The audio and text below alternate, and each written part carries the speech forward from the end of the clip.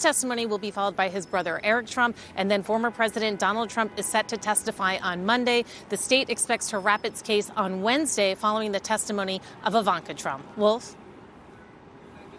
Kara Scannell reporting for us from New York. Thank you very much for that update. And joining us now, CNN Chief Legal Affairs Correspondent Paula Reed and CNN Senior Legal Analyst Elie Honig. To both of you, thanks so much for joining us. Elie, what is the key issue prosecutors are trying to get at with Donald Trump Jr.? And is he taking a risk by testifying and not taking the Fifth Amendment?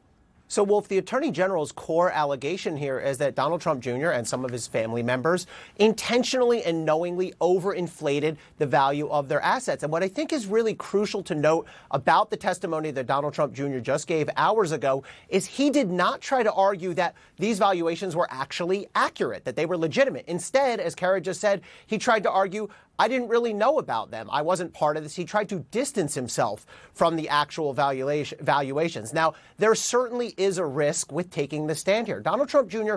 would have had the option of taking the Fifth Amendment. This is a civil case, but he still could say, I refuse to testify because my testimony could be used against me. He's decided not to do that. And so now, as a result, everything that he's testifying to is fair game for prosecutors to consider. Now, prosecutors have looked at this case. They've chosen not to charge it as a criminal case thus far, but that could change based on Donald Trump Jr.'s testimony. So there's an inherent risk in taking the stand here.